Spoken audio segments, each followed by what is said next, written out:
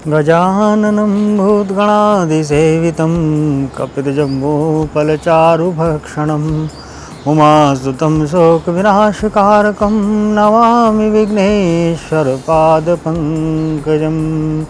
नागेन्द्रहाराय त्रिलोचनाय भस्माङ्गरागाय महेश्वराय नमः शिवाय च नमः शिवाय। दिनेश फिल्म्स के सभी दर्शकों को ज्योतिषाचार्य भवानी शंकर शर्मा का सादर नमस्कार। आज हम जिस विषय को लेकर प्रस्तुत हुए हैं वह विषय है नाग पंचमी के दिन कालसर्प दोष की शांति किस प्रकार की जाए। इसके संबंध में पुरातन काल की एक कथा है जिसका श्रवण करना हमारे लिए इस विषय को जानने के लिए अनिवार्य है। पौराणिक काल में राजा बलि के 12 सेनापति थे। उन 12 सेनापतियों में प्रमुख सेनापति विप्रचित्र नाम का एक दैत्य था। विप्रचित्र नाम के दैत्य के एक पुत्र था जिसका नाम राहु था और राहु की माँ का नाम सिंगिका था।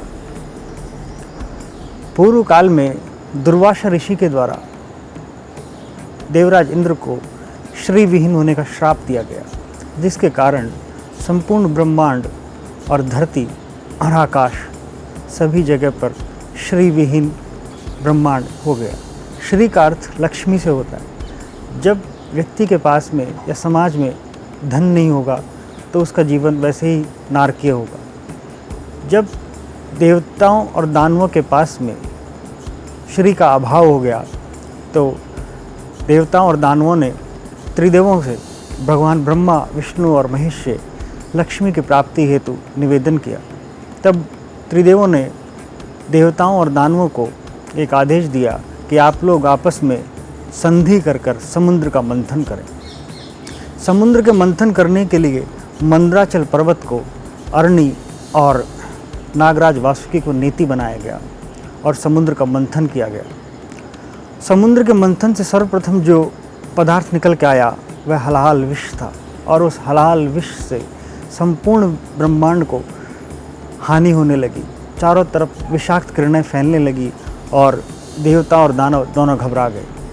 उस हलाहल विष से संपूर्ण ब्रह्मांड को भगवान शंकर ने हलाहल विष का पान करके विश्व को और ब्रह्मांड को बचाया और भगवान शिव ने उस हलाहल को अपने कंठ में धारण कर भगवान शिव नीलकंठ नाम से प्रसिद्ध हुए। इस घटनाक्रम के बाद में समुद्र मंथन से अमृत निकला और उस अमृत का पान करने के लिए देवता और दानव दोनों तत्पर थे। देवताओं को भगवान विष्णु ने अमृत पान कराना प्रारंभ किया और उस समय पर विप्रचित नाम के राक्षस की संतान राहु ने कपट रूपी देवताओं का विष बनाकर देवताओं की अग्रिम पंक्ति में जाकर के बैठ गया। दैत्य राहु ने भगवान विष्णु के द्वारा अमृत का पान कर लिया। जब तक भगवान विष्णु को इस बात का भान होता कि राहु ने अमृत का पान कर लिया है, तब तक अमृत का तत्व राहु की गर्दन तक कंठ तक चला जा चुका था। और भगवान विष्णु को जैसे इस बात का भान हुआ, उन्होंने अपने सुदर्शन चक्र से राहु के मस्तक को काट दिया। राहु के मस्तक को कटने से ही उस समय पर एक दूसरी स्थिति राहु के शरीर से अलग हुई, जिसको केतु की संज्ञा दी गई। प्राचीन काल में भारतीय ज्योतिष शास्त्र के अंदर कालसर्प नाम की स्थिति पर या योग पर विभिन्न प्रकार के मतभेद रहे हैं। महर्षि पाराशर और आचार्य वराहमिहिर ने अपनी प्रसिद्ध पुस्तक सारावली और मानसागरी में सर्प योग, केंद्रुम योग, काल योग, महायोग के बारे में वर्णन किया है, किंतु कालसर्प योग के बारे में वर्णन नहीं है। अभी भारत में कुछ वर्षों पूर्व डॉक्टर बी रमन ने अपनी पुस्तक 300 महत्वपूर्ण योगों में कालसर्प दोष के बारे में कुछ दृष्टि डाली है। अब राहु और केतु से बनने वाले इस कालसर्प दोष के ऊपर विचार करते हैं। राहु की उत्पत्ति भरणी नक्षत्र में हुई है और उसका अधिदेवता काल है और प्रत्याधिदेवता सर्प है। और राहु से जो हिस्सा अलग हुआ, जो धड़ है, उसका नाम केतु पड़ा और केतु से भी कालसर्प योग, राहु और केतु से ही कालसर्प योग बनता है। केतु की उत्पत्ति आश्लेषा नक्षत्र की है और उसके अधिदेवता सर्प हैं। इस प्रकार प्राचीन काल में महर्षि पाराशर ने अपने ग्रंथों में जो सर्प योग बताया गया है, उस सर्प योग की संज्ञा को राहु केतु के आधार पर काल सर्प योग की संज्ञा माने जाने लगी। विभिन्न प्रकार के काल सर्प दोष जातक की कुंडली में पाए जाते हैं। जब काल सर्प दोष लग्न से सप्तम तक होता है तो जातक का प्रारंभिक जीवन कष्टमय और संघर्ष में होता है। काल सर्प दोष अगर सप्तम से लग्न की तरफ हो तो जातक का जीवन उत्तरार्ध में कष्ट में होता है। काल सर्प दोष के प्रभाव के कारण जातक के जीवन में संघर्ष, शारीरिक, मानसिक, आर्थिक कष्ट बना ही रहता है। जीवन भर उसमें हीन भावना बनी रहती है, आत्मविश्वास की कमी रहती है और डर का साया उसके सिर पर हमेशा मंडराता रहता है। जब भी राहु और केतु के मध्य में सारे ग्रह आकर पड़ जाते हैं तो उस योग को काल सर्प योग कहा जाता है। और उस स्थिति में अन्य सभी ग्रह राहु और केतु के मध्य में पड़ने के कारण सूर्य, मंगल, बुध, गुरु अपने प्रभाव को छोड़ देते हैं। अर्थात राहु और केतु के मध्य में आने वाले ग्रहों के प्रभाव नष्ट हो जाते हैं। इस बात को प्रामाणिक रूप से समझने के लिए हमें वर्ष 2019 में घटित हुए सूर्य ग्रहण के ऊपर विचार करना पड़ेगा। 26 दिसंबर 2019 में पड़ने वाला सूर्य ग्रहण, राहु जब मिथुन राशि में था, मिथुन राशि में, और केतु धनु राशि में। धनु राशि में 26 दिसंबर 2019 को एक साथ 5 ग्रहों का योग का निर्माण हुआ और सूर्य ग्रहण लगा। पूर्व में पौराणिक काल में जब समुद्र का मंथन किया गया तो उस समय नागराज वासुकी को नेति बनाया गया और वर्तमान समय में 26 दिसंबर 2019 से जो कालसर्प योग का निर्माण हुआ, उस कालसर्प योग का नाम भी वासुकी था। और उस वासुकी नाग के द्वारा जो मंथन की घटना घटित हुई और उस मंथन से जो सर्वप्रथम हलाल विष निकला, वह हलाल विष कोरोना नामक महामारी थी। और उस कोरोना नामक महामारी ने संपूर्ण विश्व की व्यवस्थाओं को तहस नहस करके रख दिया। लाखों लोगों को काल का ग्रास बना लिया। आर्थिक संस्थान बंद हो गए, व्यापारिक प्रतिष्ठान, सभी प्रकार के संस्थान, परिवहन सब बंद हो गए। मानव अपने जीवन को बचाने के लिए अपने घर में कैद हो गया। इसी के साथ कई राष्ट्रों में राष्ट्राध्यक्ष, शासन प्रशासन उस समय निर्णय नहीं ले पाया कि किस प्रकार की व्यवस्थाएं की जाएं जिससे राष्ट्र को या देश को इस कोरोना नामक महामारी से बचाया जा सके। अर्थात सूर्य सत्ता का कारक है, गुरु धर्म का कारक है। सभी धर्म स्थान, चाहे वो गिरजाघर हो, मंदिर हो, देवालय हो, मस्जिद हो, सभी बंद हो गए और मनुष्य अपने जीवन को बचाने के लिए अपने घर में बंद हो गया। और कोरोना महामारी में मनुष्य को प्रकृति ने मजबूर कर दिया कि वह अपनी जीवन शैली को बदले। जहां मानव भौतिकवादी संस्कृति की ओर दौड़ रहा था, इस कोरोना नामक मंथन ने मनुष्य को अपनी संस्कृति की ओर लौटने के लिए मजबूर कर दिया।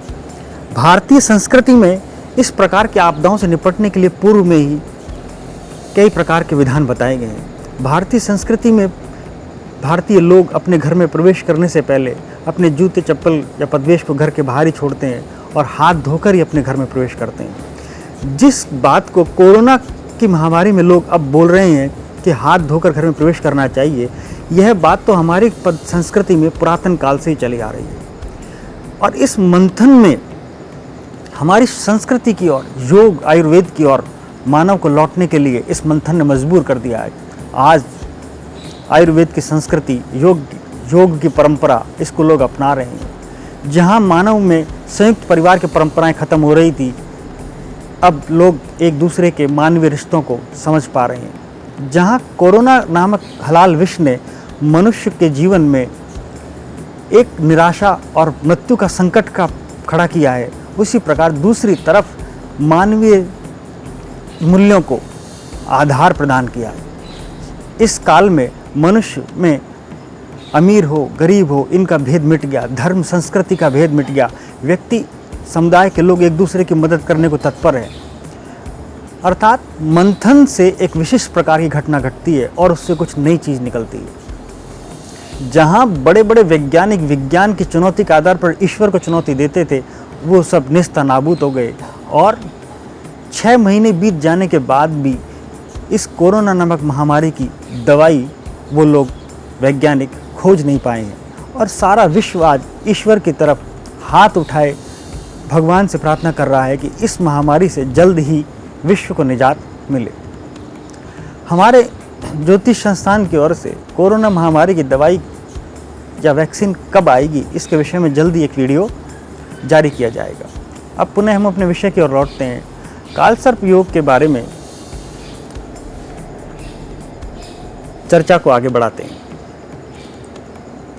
राहु के द्वारा ही विष जनित दुर्योग और कुयोग बनते हैं। जब भी राहु सूर्य के साथ या गुरु के साथ या शनि के साथ या राहु केतु के साथ में युति कर ले या उनका आपस में दृष्टि संबंध हो जाए या उनमें आपस में षडाष्टक योग बन जाए, तो व्यक्ति के जीवन में संघर्ष, कठिनाइयाँ, अचानक आकस्मिक संकट ये कुयोग पैदा करते हैं।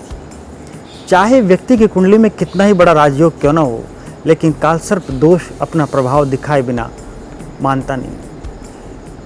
इस घटना को प्रमाणित करने के लिए मैं आपके सामने श्रीमान राजस्थान के वर्तमान मुख्यमंत्री श्रीमान अशोक गहलोत की कुंडली का विश्लेषण करता हूँ।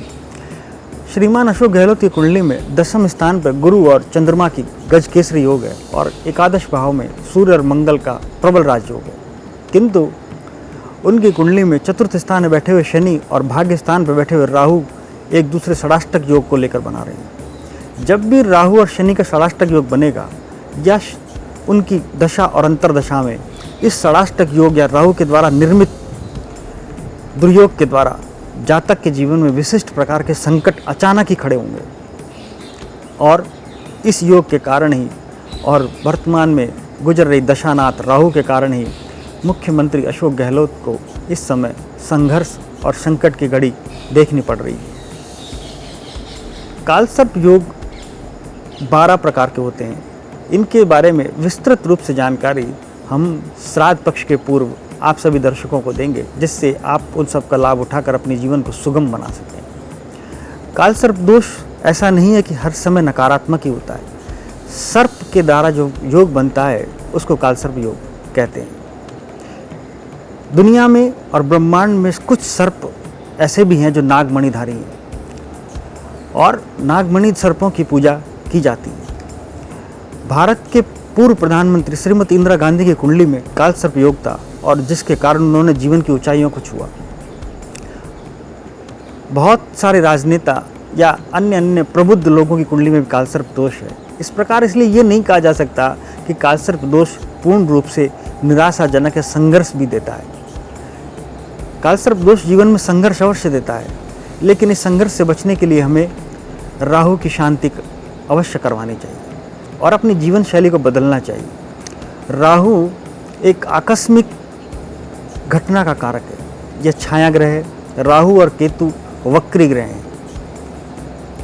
इनका प्रत्यक्ष रूप से कोई अस्तित्व नहीं है, लेकिन ये छाया ग्रह होने के कारण और कलयुग में प्रभावी होने के कारण अत्यंत प्रभावी फल देते हैं।